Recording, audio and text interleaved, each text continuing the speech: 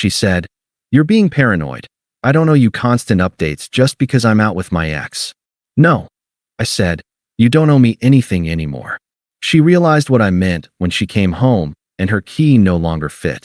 Hey viewers, before we move on to the video, please make sure to subscribe to the channel and hit the like button if you want to see more stories like this. Thanks. I used to think love was mostly about trust. You meet someone, you give them the benefit of the doubt, and you try not to keep score. For a while, that actually worked. When I met Rachel, she felt like the calm in my life. I was working long hours in IT, coming home to an empty apartment every night, eating takeout over my laptop. She came along like a breath of air, spontaneous, loud in the best way, always dragging me to new places. I liked how she filled the quiet. We dated for almost 3 years. At first, everything felt balanced.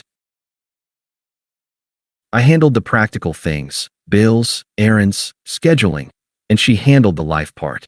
She'd surprise me with weekend plans, leave little notes, send texts during the day just to say she missed me. Back then, she made me feel like I mattered. But it's strange how things shift without you noticing. It started with small things. She'd cancel plans last minute, stop answering texts when she went out with her friends. Nothing dramatic, just little inconsistencies. I'd ask if everything was okay, and she'd say, "You're overthinking again." I wanted to believe her. I really did. By the end of the second year, I started hearing more about her, catching up with people from the past. Mostly coworkers or old classmates. But one name kept showing up, Evan, her ex from before we met. She always brought him up casually, like it was no big deal. "Evan said this funny thing," or "Evan's going to that same concert next weekend." At first, I brushed it off. Everyone has an ex. It didn't mean anything, but the tone changed over time. She started defending him before I even said a word. One night, we were sitting on the couch, half watching a movie, when her phone lit up with his name. She glanced at it, then flipped the screen down. I didn't say anything immediately. I waited until later. "Do you still talk to Evan?" I asked. She gave a quick laugh, not even looking up from her phone. "Wow, straight to the jealousy angle, huh?" "That's not what I said." She sighed, dramatically, like she was exhausted by me. "He texted me about a song we both like. It's not some secret affair, Alex. You need to relax." I nodded, even though something twisted in my stomach. "I'm not trying to accuse you. It just feels like there's stuff I don't know lately." She turned to me then, eyes sharp. "You know what your problem is? You need constant reassurance. I can't be glued to my phone every time you get insecure." It wasn't yelling. It wasn't even cruel on the surface. But it was dismissive, and somehow that hurt more. Like she'd rewritten the story so she was the victim, and I was the overreacting boyfriend. From then on, everything became a minefield. If I asked where she was going, I was checking up. If I didn't ask, I was acting cold. There was no right answer. A few weeks later, she told me she was going out with some coworkers after work. Around midnight, I texted to ask if she was heading home soon. No reply. I called once. It went to voicemail. She came home at 2 a.m., smelling like a bar and irritation. "You didn't have to wait up," she said, dropping her purse. "I wasn't waiting," I replied. "Just wanted to make sure you got home safe." She gave me that tired smile that doesn't reach the eyes. "You really have to stop worrying about me every second. It's not healthy." She kissed my cheek, went straight to the shower, and that was it. No apology. No explanation. The next morning, I tried again, not to fight, but to understand. "You said you were going out with coworkers, right? Was Evan there?" She froze for half a second, just long enough to answer my question. Then she laughed it off. "Seriously, Alex? You're still on that? He was there, yeah? So were 10 other people. You make it sound like I'm sneaking around." "I didn't say that." "You didn't have to," she said, turning away. "It's written all over your face." That was when I realized something had changed, not just in her behavior, but in the way she looked at me. It wasn't love anymore. It was tolerance, like she was enduring me. And the more I tried to keep things steady, the more distant she became. By the time the third year rolled around, I'd stopped bringing it up. I just watched the patterns, the half-truths, the evasive answers, the way her phone never left her hand. There's a specific kind of silence you start living in when you know something's wrong, but you can't prove it yet. That's where I was, calm on the outside, waiting for the inevitable. A few weeks later, she mentioned a friend's birthday dinner. Just a small group thing. she said while scrolling through her phone. I'll probably be home late. I nodded. Cool. Where's it at? She hesitated just slightly. Downtown. That new bar by the river. I knew the one. Trendy place, open seating, lots of dim corners. The kind of spot that made it easy to get lost in the noise. She left dressed up, more than usual. Tight black dress, red lipstick, heels she hadn't worn in months. She caught me looking and smiled, almost teasing. Don't look at me like that. It's just dinner. I didn't say anything. Yeah, she said, adjusting her earring, but you were thinking it. I didn't reply. I just kissed her on the cheek and said, have fun. She was gone before I could even finish the sentence. Hours passed. I watched a movie, cleaned up, tried to sleep. Midnight came and went. 1 a.m. 2. Her location on my phone, the one she'd shared months ago without a second thought, had been turned off. At 2:37, she finally texted, don't wait up. Crashing at Melissa's. I stared at the screen for a long time. Not angry. Not even surprised. Just done. The next morning, she came home like nothing happened. Sunglasses, coffee, messy hair. Morning, she said casually, heading straight for the fridge. Morning, I replied, watching her from the couch. She turned, eyebrow raised. What? Did you have fun last night? Yeah. What? You said you were going out with friends, I said slowly. But Mark was there. He told me later it was just you and Evan. That froze her. Only for a heartbeat. But I saw it. The flicker of panic before the mask slid back on.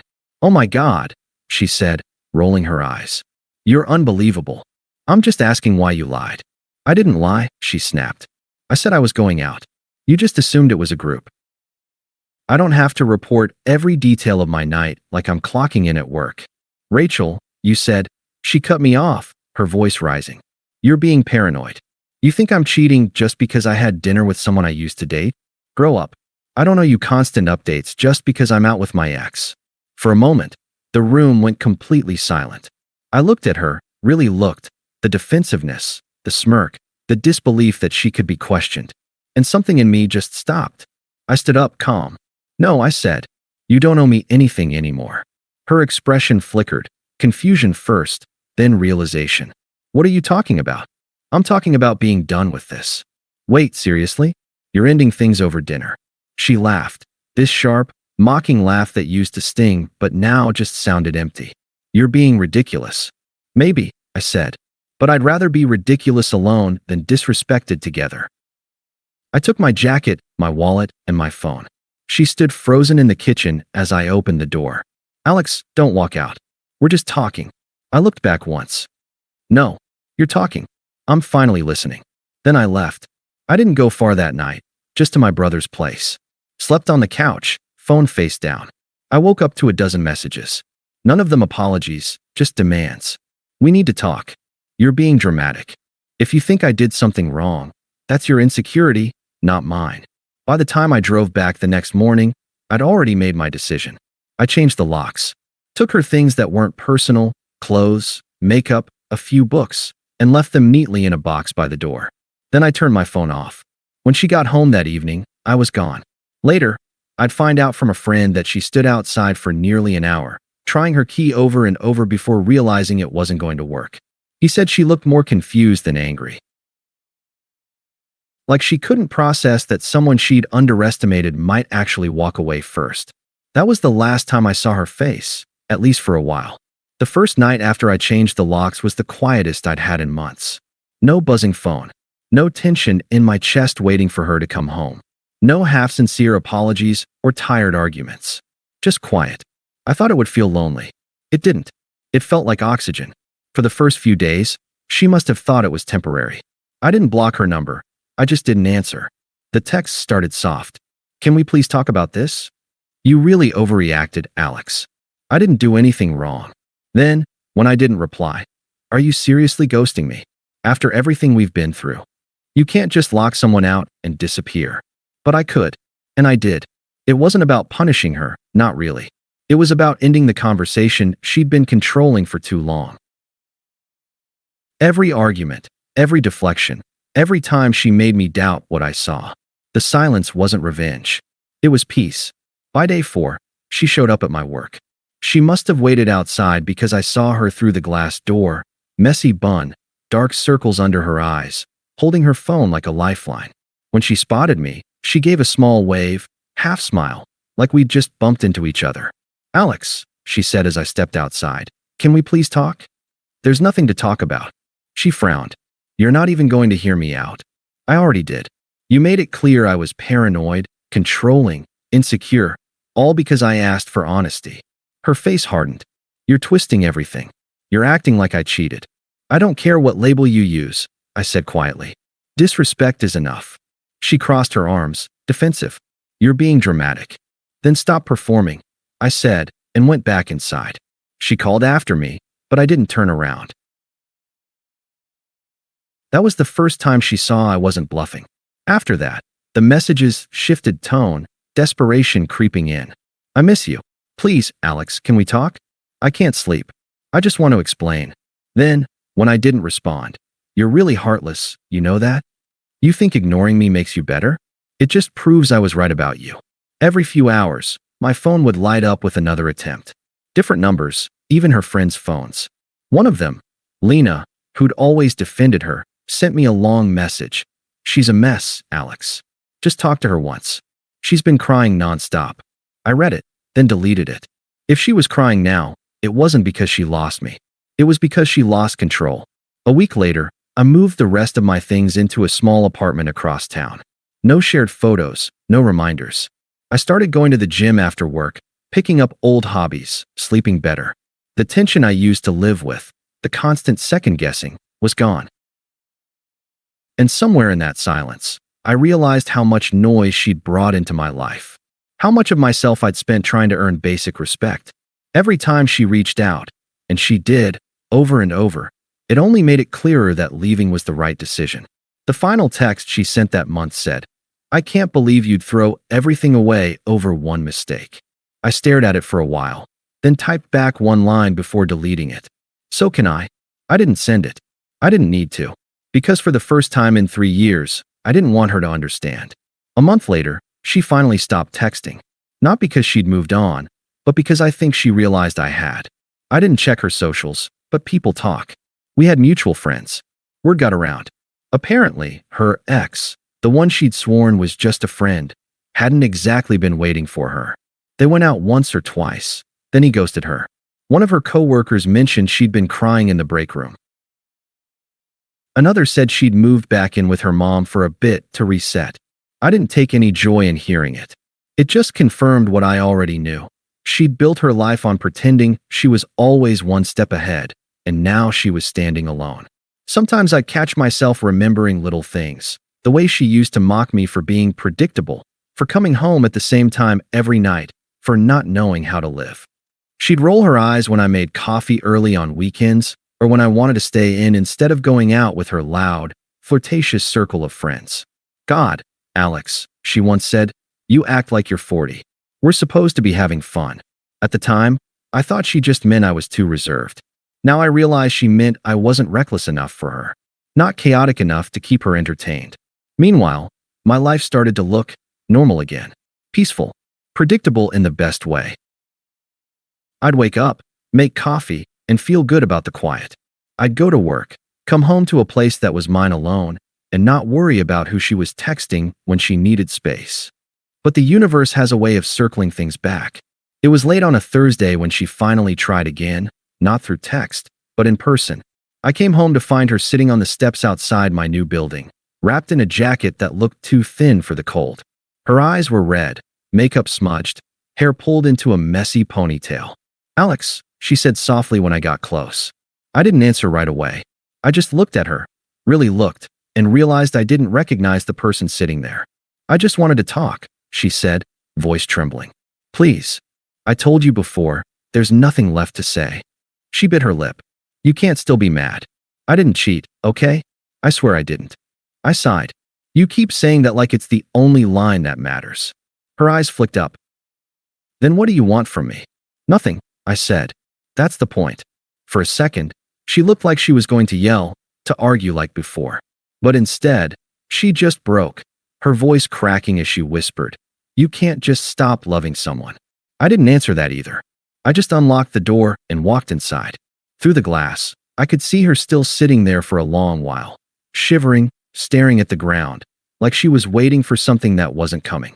And maybe that's what she finally understood, that I wasn't punishing her. I wasn't ignoring her to win. I was just done. Because when someone makes you feel crazy for asking for respect, there's nothing left to salvage. Not love, not trust, not even closure. About 6 months passed before I heard her name again. It came from Ryan, a mutual friend who'd always tried to stay neutral. We ran into each other at a small get-together. I hadn't planned to go, but it was close by, and I figured enough time had passed that I didn't need to avoid people anymore. We talked for a while, catching up, until he said, almost cautiously, "You heard about Jenna, right?" I shrugged. No. He hesitated. She quit her job. Apparently, that guy she was seeing, her ex, he got her into some kind of mess. Money, apartment drama, the whole thing. He was living with her for free, then ran off with someone else. I just nodded, taking a sip of my drink. I'm not surprised. Ryan glanced at me. You really don't care anymore, huh? Not really, I said. It's been quiet. I like it that way. He smiled a little. She asked about you once, you know. Wanted to know if you were seeing anyone. What did you tell her? The truth, he said. That you seemed fine. That was the end of it. I didn't go looking for her page or message her, even out of curiosity. The old me would have wanted to know every detail. Who she was with, what she was doing, if she ever regretted it. The new me didn't need any of that. But life has a strange sense of timing. 3 months later, I saw her again. Not planned, just coincidence. I was at a coffee shop near the office, waiting for a client, when I heard someone say my name. I turned, and there she was, standing in line, holding a worn purse, eyes wide like she'd seen a ghost. Alex. Her voice was shaky. She forced a smile, trying to look casual, but there was this flicker of panic behind her eyes. Hey, I said simply. Wow, you look different, she said. Good different. I nodded. Thanks. How've you been? She hesitated. Up and down, I guess. Things haven't really worked out lately. I've been meaning to reach out, but… She trailed off, looking at the floor. I didn't know if you'd even respond. I probably wouldn't have, I said. That made her laugh awkwardly. Yeah, I figured.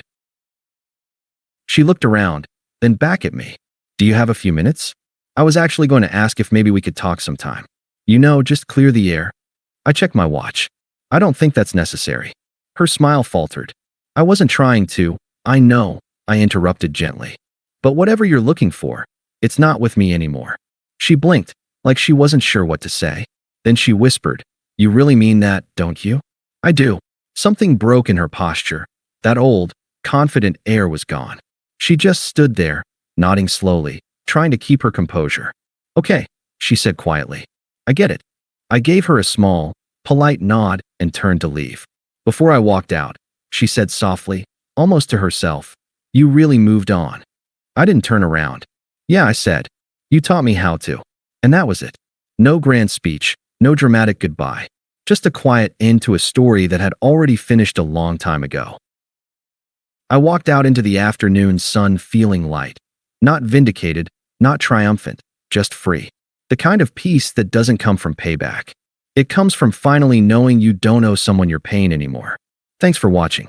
Make sure to subscribe to the channel and hit the like button. What do you think about this story? Share it in the comments.